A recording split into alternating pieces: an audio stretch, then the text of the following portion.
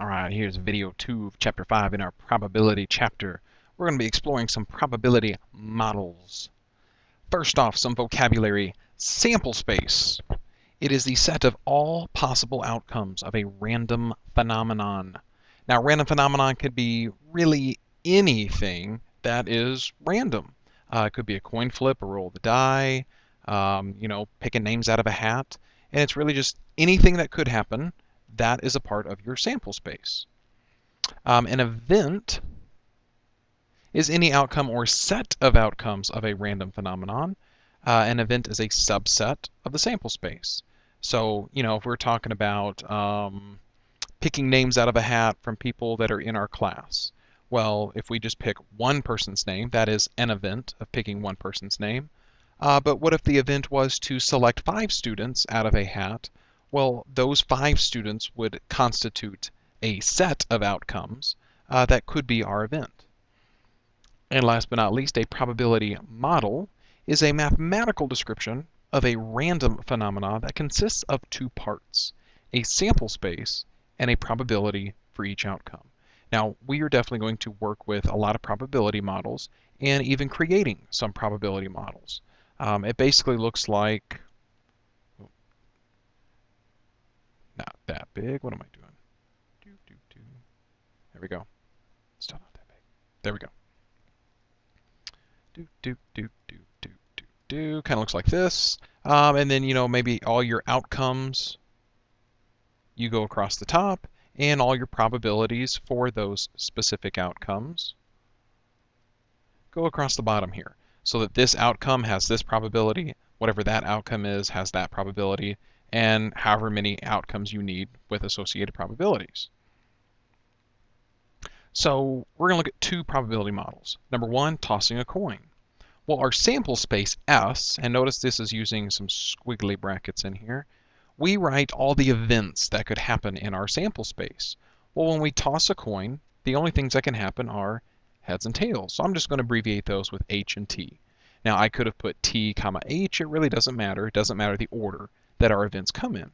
But these are our 2 events. We can get heads or we can get tails by tossing a coin.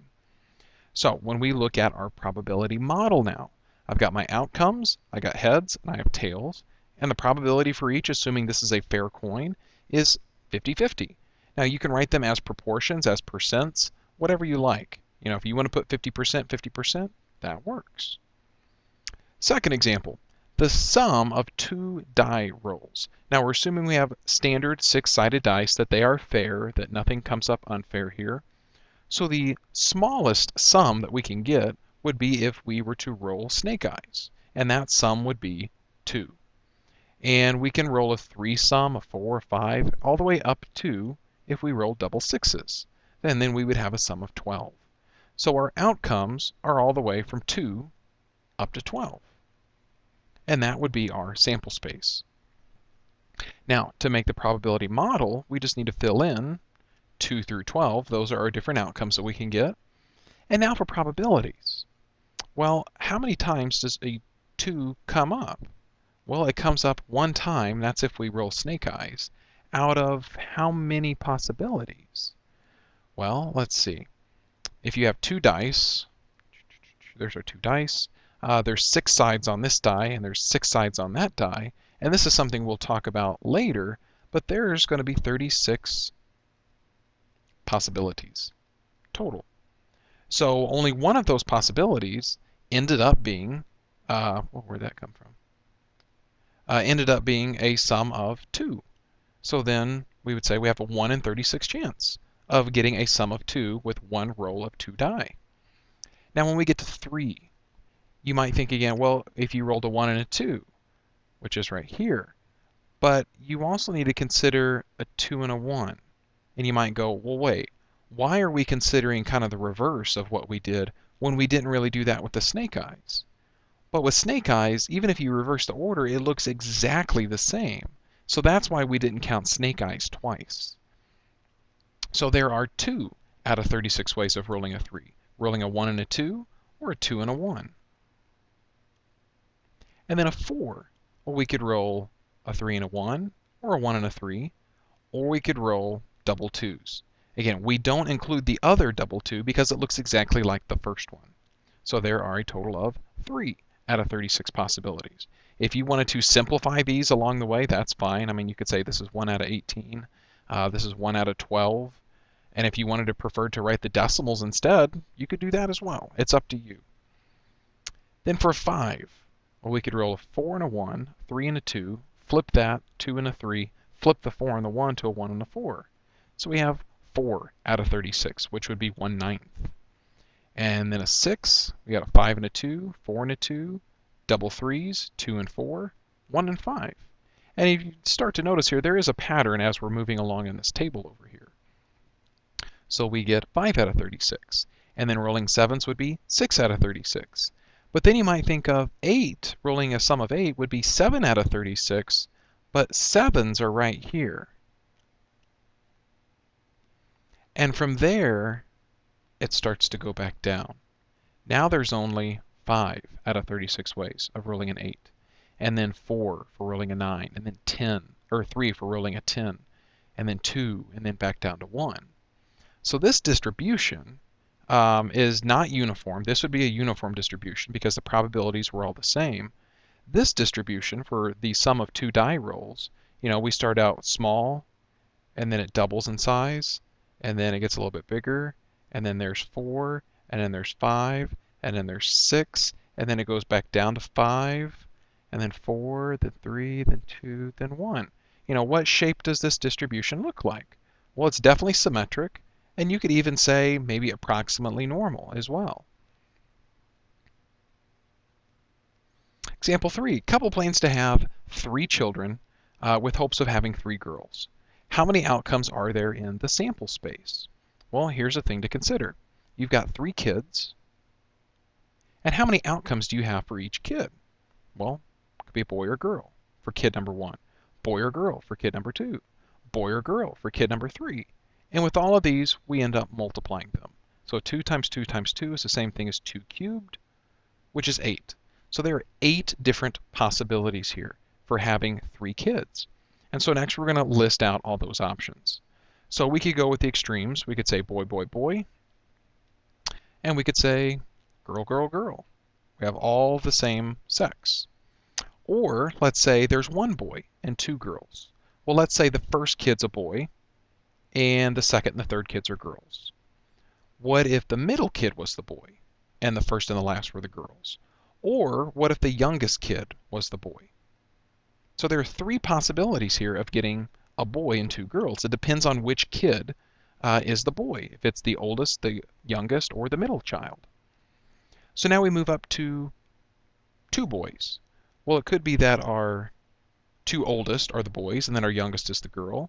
It could be that we have the oldest and the youngest are the boys, and the middle and the youngest are the boys. Notice the positioning of the girl here went from last to middle to first. So there's some patterns associated with those. So there's 3 different ways of having 2 boys out of 3 kids total. And then what if we wanted to have all 3 boys? Well, we've already listed that over here. So here's option 1, 2, 3, 4, 5, 6, 7, 8. Oh, forgot my boy. There we go. So there's our 8 outcomes that we said we would get up here, all listed out. Oh, that's what I had that saved for. All right, now some probability rules. The probability, and this is how we would write probability, is capital P, and then whatever you put inside the parenthesis here represents the event that you want the probability of. So this is saying the probability of event A satisfies the following inequality, that the probability of anything happening is greater than or equal to 0%, all the way up to it's less than or equal to 1 or 100%. Okay, either something could definitely not happen and it's at 0%, or it definitely will happen and it goes all the way up to 100%. So anywhere between 0 and 100% is the probability of any event. Okay, we can't go under 0%, we can't go over 100%. It's not like the probability is 105% that it's going to rain today or the sun's going to come out today. It's still 100%. Can't go over. If S is the sample space in a probability model, then the probability that we see our sample space is 100%. For example, if we were talking about flipping the coin, our sample space was heads and tails. So the probability of seeing heads or tails come up is 100%. Okay? If we were talking about rolling one die, then the probability of our sample space, and our sample space being rolling a 1, 2, 3, 4, 5, or 6, would be 100%. You know, if we said, what's the probability of rolling a 7? Well, 7's not in our sample space, so it's got to be 0. Number 3, the complement of any event A is the event that A does not occur. And there's a special way of writing this. It kind of looks like A to the C power, but this is read as A complement. And we have a complement rule that goes along with this. It says the probability of any event A plus the probability of A not happening is 100%. So let's say that A is that it's going to rain today. So the probability that it's going to rain plus the probability that it's not going to rain makes up everything. There's 100%. That makes up our sample space. So any event plus all the other events, really, if you think about it, makes up our sample space. And we're just repeating probability rule number 2 here. Complementary events are two what we call disjoint events, whose union is the sample space. Disjoint, I got that definition. Yeah, I've got it down here. So we'll talk about it down here. Union, another way of thinking of union is together. Think of our class as a union. It is made up of individual people, but all together we make up a class. So if we have A plus A complement, that makes up 1. That makes up everything. Okay, that was our sample space entirely. Now, another way of saying union is to use a U in between our two events. Okay, so this is saying A union A complement, which is our sample space. It's all put together.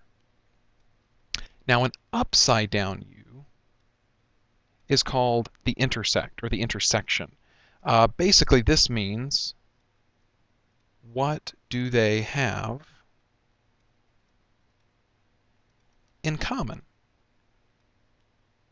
Okay, what do those two events have in common? So what do A and A complement have in common? Well, they should have absolutely nothing in common. They're like exact opposites. One's positive, one's negative. There's really no middle ground here. So the way that we mathematically say that is what's called the null set or the 0 set. There is no event. So you can just put like a 0 and then put a line through it.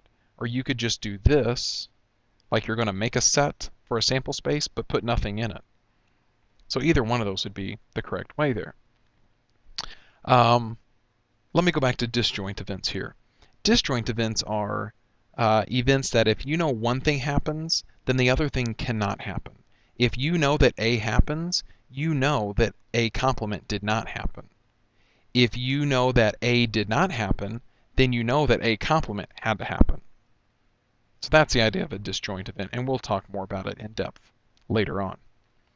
Number 4, two events A and B are disjoint if they have no outcomes in common, which is exactly what I just mentioned in this picture. They can never occur simultaneously. If A and B are disjoint, then the probability of A or B happening is equal to the sum of those individual events. And this is referred to as the addition rule for disjoint events. So examples of A and B. We could say A is it's raining, and we could let the event B represent it is snowing. Okay, so rain and snow, they're similar forms of participation, but one's frozen and one's not. Well, if we wanted to figure out the probability that it's raining or snowing, well, all we have to do in the end is add together those two separate probabilities. You know, what's the probability that it's raining? And then let's add to it what's the probability that it's going to snow. So that's an idea of two disjoint events. So disjoint events have no outcomes in common. Therefore, in the Venn diagram, they have no overlap. So notice in this picture, there was really no overlap between these two bubbles. And this is what you associate more with maybe a Venn diagram. So here's events A and B that are within our sample space S. And if A and B are disjoint, they are not going to touch each other at all. So the event A union B read A union B is another way to say A or B. And if A and B are disjoint, then their intersection, again, there's that upside down U, intersection, and that means, again, what do they have in common? Well, they have nothing in common because there is no intersection. So again, we call that the empty set.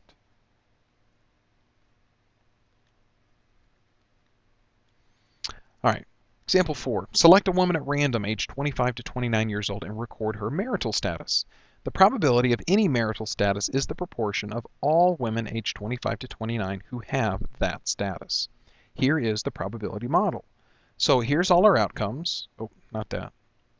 Here's all our outcomes. Never been married, currently married, they used to be married but their husband croaked, or their husband's still alive but they're not with them. They are divorced, or we could say separated here. And all of the associated probabilities are present here. Okay? So is probability rule number 1 and 2 satisfied? Well, rule number 1, let's go back and look at it, was that each event is between 0 and 100%. So let's see, is each event between 0 and 100%? Yeah, all of these numbers are between 0 and 1. So rule number 1, absolutely. We have nothing that's under 0 or over 100%, over 1. Rule number 2 was that the probability of everything, our sample space, adds up to be 100%. So we would need to take, is 0.53 plus 0.574 plus 0.002 plus 0.071. Does that question mark equal 1? And if you add them all up, you will find that yes, that is true. They do all add up to equal 1. So rules 1 and 2 have been met. Now, there might be some times where maybe, this is a 2, and then you go, well, that adds up to be 1.01. And then this isn't a valid probability model. You'd say there's something wrong with this. I can't do any math problems with this. And that's what you guys are going to be hoping for, right? That I'm going to give you some bogus probability model, and you're just going to go, well, I guess I can't do this one. Thank you. Number 2, what is the probability that a randomly selected woman is not married? Well, let's see. Not married means what? Does never married count as not married? Yeah. Does being married count as not married? No. Are widowers not married? That's true. Are divorced people not married? Absolutely. So we want to add together those 3 events. Now, one way of looking at it is the complement rule. Okay, this was the one thing we didn't want. So we can take 1 minus the thing we don't want, and what's left over is the remainder of our 100%. Or you can just add together 0.353 plus 0.002 plus 0.071, and you'll get the same exact answer, 0.426. So both ways is fine. Now I have here, what rule was used to determine the probability? Well, I used the complement rule. If you added together these 3 separate things together, then that was the addition rule for disjoint events. We can't be never married and at the same time be widowed. There's no overlap between those 2 events. You can't be widowed and divorced currently at the same time. I know people have multiple marriages, and maybe the first marriage resulted in a divorce and the second marriage was, the husband died. So we're just assuming here that it was your last marriage that puts you in these probabilities here. Number 3, find a probability that a randomly selected woman has never been married or is divorced. So never been married, well, that's those people. Now, are married people never been married? No. Are widowed people never been married? They were married once upon a time. And divorced people were married once upon a time. So we're only talking about these 35.3% of people. Or divorced people. Well, never married people have never been divorced. Married people aren't divorced. Widowed people technically didn't get divorced. So we're only talking about these people. So we want to add together those 2 events. So 0.353 and 0.071 makes 0.424. And what rule was that called? That was our addition rule for disjoint events. You can't be never married and be divorced at the same time. Okay, there is no overlap between those 2 events. What is the name for 2 events that have no outcomes in common? That is our disjoint. And that is the end of the first video. Now, You might be asking, do we really need to know the names for certain rules? And you absolutely don't. Okay. The main thing I'm going to be looking for out of anything is, can you figure out those probabilities in some way?